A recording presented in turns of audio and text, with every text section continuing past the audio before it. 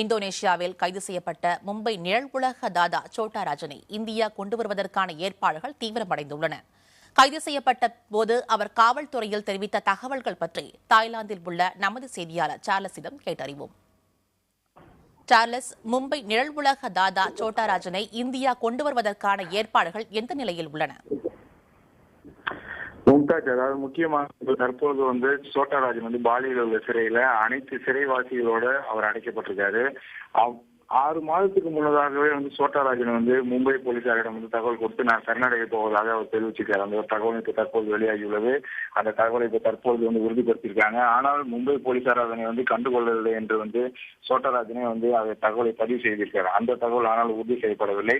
தொடர்ந்து அதாவது முக்கியமாக தன்னை இங்கே அதாவது இந்தியாவுக்கு அனுப்பி வைத்தால் தன்னுடைய உயிருக்கு ஆபத்து என்ற தகவலையும் கொடுத்துள்ளார். எனவே ஜிம்பாப்வே நாடு தேனை கொண்டு செல்லுமாறும் அவர் அனுமதி கேட்டுள்ளார். ஆனால் அதற்கு போலீசார் மறுத்துள்ளனர். அவர் உடனடியாக பாலி சிறையில அடைக்க உத்தரவிட்ட நீதிபதி அங்க ஒரு மற்ற சிறைவாசிகளோட அடைக்கப்பட்டிருக்காரு. ஆனால் முக்கியமாக இந்தியாவிற்கு கொண்டு வருவதற்கான அனைத்து ராஜாங்க ரீதியான சட்டப்பூர்வமான நடவடிக்கை அனைத்துமே எடுக்கப்பட்டு வருகிறது. பிரதம மந்திரியோடைய அலுவலகத்துல வெளியுறவுத்துறை அமைச்சர் அனைத்து முக்கிய அமைச்சர்களும் இதற்காக ஒரு ஆலோசனை நடத்தியிருக்காங்க. ஆனா அந்த ஆலோசனையில என்ன முடிவுகள் எடுக்கப்பட்டது என்பது இதுவரை யாரிடமும் குறிப்பிடப்படவில்லை. ஆனால் விரைவில் அவர் இந்தியாவிற்கு கொண்டு வரப்படுவார். மும்பை நிழல் உலக தாதா சோட்டராஜன் அவரை கொண்டு இங்கு தொடர்ந்து விசாரணை நடத்தப்படும் என்ற தகவல் மட்டுமே வெளியாகியுள்ளது.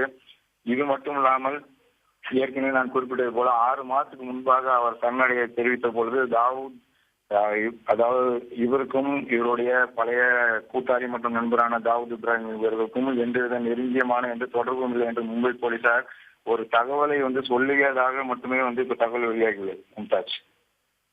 சார்லஸ், சோட்டா ராஜன் கைது மும்பை நிழல் உலக வட்டாரங்கள்ல எந்த மாதிரியான தாக்கத்தை ஏற்படுத்தியிருக்கு?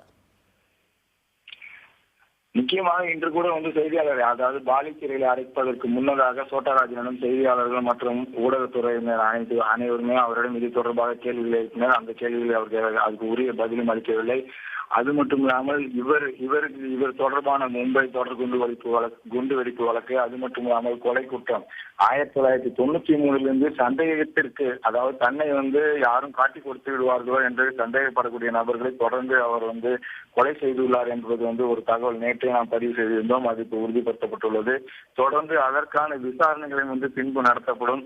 இது போன்று என்ன மாதிரியான ஏற்கனவே மும்பைக்கு தொடர் குண்டு வெடிப்பு மட்டும் இல்லாமல் மற்ற வழக்குகளுக்கு நேரடியாக என்ன மாதிரியான தொடர்பு இருக்கிறது என்பது அவரிடம் விசாரணை நடத்தினாலே தெரிய வரும். நான் ஏற்கனவே குறிப்பிட்டது போல பிரதம மந்திரி அலுவலகத்தில் நடந்த அந்த ஆலோசனை முக்கிய ரகசியமான அந்த கூட்டத்தில் உளவு பிரிவு போலீசார்கள், சிபிஐ போலீசார் மற்றும் ஐபி உளவுத்துறை அனைவருமே அதில் பங்கேற்று உரிய ஆலோசனைகளையும் அறிவுரைகளையும் வழங்கியுள்ளதாகவும் பிரதம மந்திரியுடன் கலந்து ஆலோசித்து ஒரு தகவலும் கிடைத்துள்ளது. அதனும் நடைபெற்றுள்ளது. இவரை பொறுத்தளவு முதலில் அவர் பாலியில் விமான நிலையத்தில் இறங்கிய பொழுது தான் இந்த விமான நிலையத்தில் இறங்கிய பொழுது தான் அவருடைய அந்த கடவுச்சீட்டை காண்பித்து நான் இவர் இல்லை என்று மோகன்குமார் என்ற பெயரில் மட்டுமே அவர் அங்க பிரயாணம், அதாவது அந்த பயணியாக அவர் வந்துள்ளார். பின்பு விசாரித்த பொழுது நான் தான் சோட்டராஜன் என்று உறுதி அளித்தேன் பேரில் அவரை ஒரு தனி ஆபீசர் ரெயின்கேட் என்பவர் மட்டுமே அவர் அவரை கைது செய்துள்ளார். பின்பு விசாரணை நடத்தப்பட்டு உறுதி செய்யப்பட்டுள்ளது. மும்தாஜ்.